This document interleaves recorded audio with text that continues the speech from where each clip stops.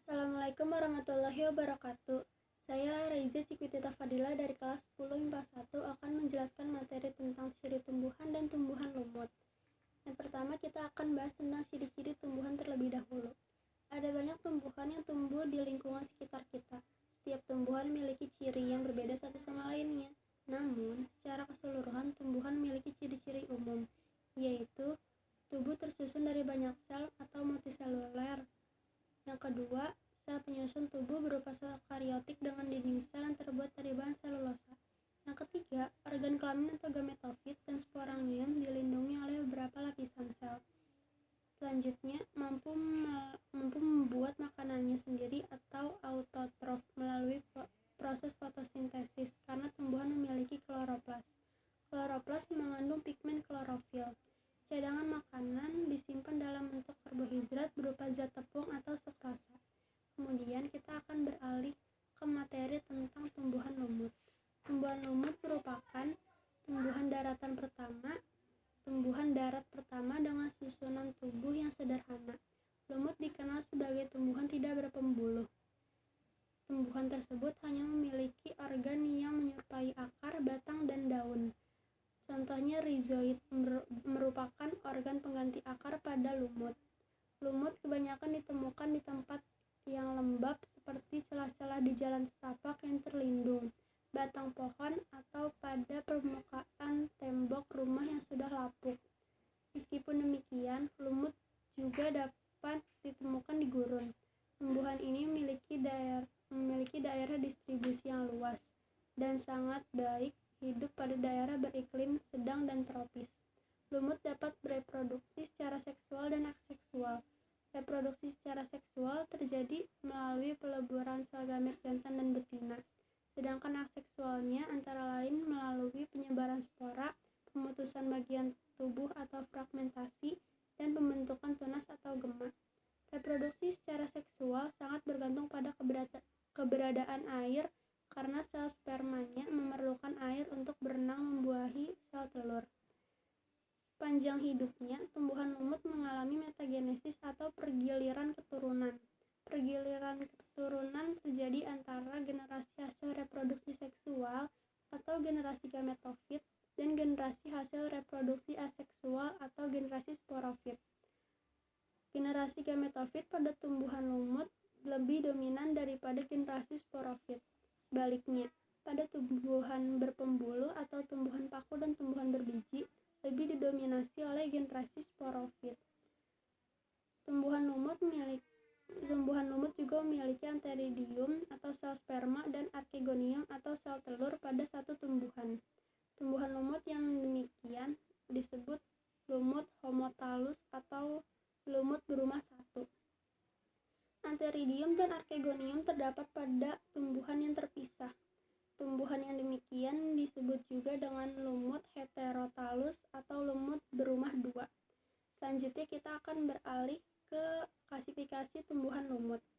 Klasifikasi tumbuhan lumut dapat ditempatkan ke dalam tiga takson, ke dalam takson kelas, yaitu kelas Bryopsida atau lumut daun, kelas Hepaticopsida atau lumut hati, dan kelas Antheropsida atau lumut tanduk. Pertama kita akan bahas tentang lumut daun atau Bryopsida terlebih dahulu. Lumut daun memiliki batang semu yang tegak dengan panjang kurang dari 3 cm. Lembaran daunnya tipis dan tersusun secara spiral. Jika tumbuhan lumut tersebut dicabut, maka kamu akan melihat sekelompok benang halus yang terdapat pada pangkal batangnya. Itulah yang disebut rizoid. Rizoid memiliki fungsi yang sama seperti akar pada tumbuhan tingkat tinggi, yaitu menyerap air dan garam mineral serta untuk melekatkan tubuhnya pada tempat tumbuh. Lumut daun dapat bereproduksi secara seksual dan aseksual. Reproduksi aseksual dilakukan dengan cara fragmentasi. Fragmentasi dari tumbuhan tersebut dapat tumbuh menghasilkan tunas yang kemudian tumbuh menjadi individu baru. Reproduksi seksual terjadi melalui peleburan sel kelamin jantan atau sel sperma dan sel kelamin betina atau sel telur atau ovum. Sel sperma dihasilkan oleh antheridium, sedangkan ovum dihasilkan oleh archegonium.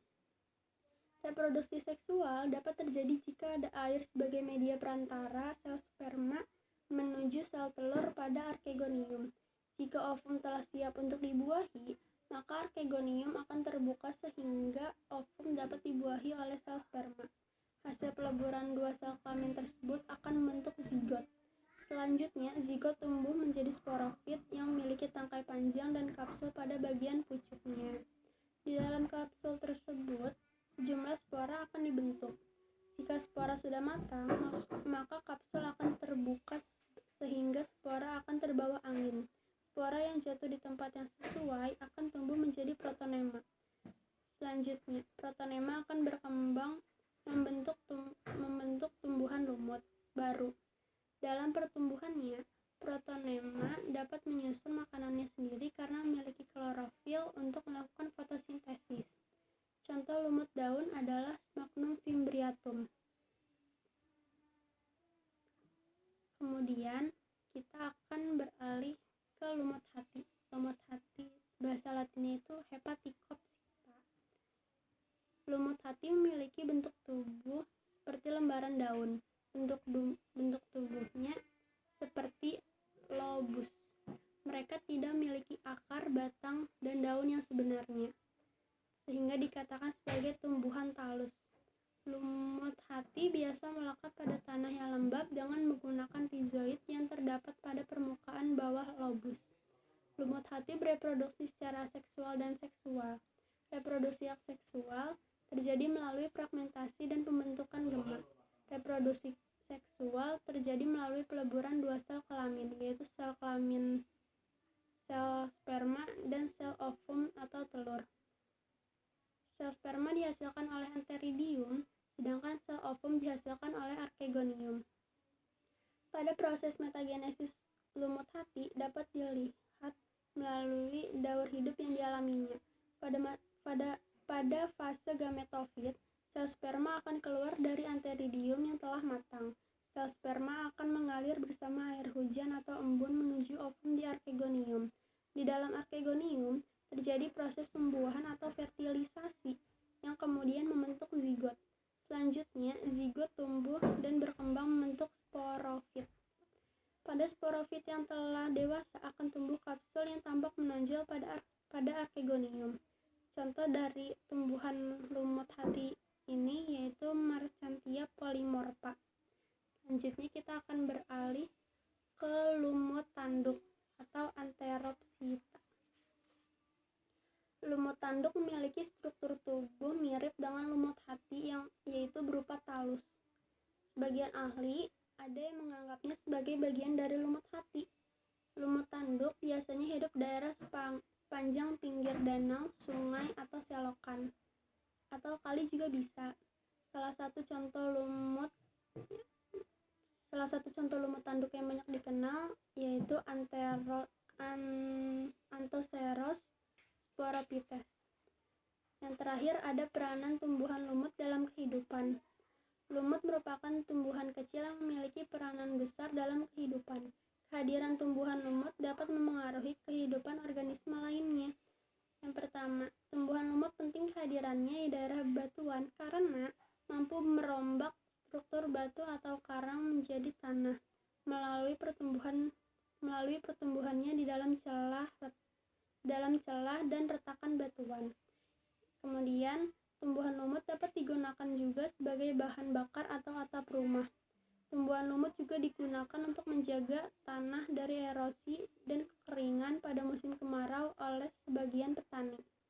Contoh lumutnya yaitu Sphagnum yang biasa hidup pada danau dan lumpur. Kemudian tumbuhan lumut tertentu diduga dapat digunakan sebagai obat.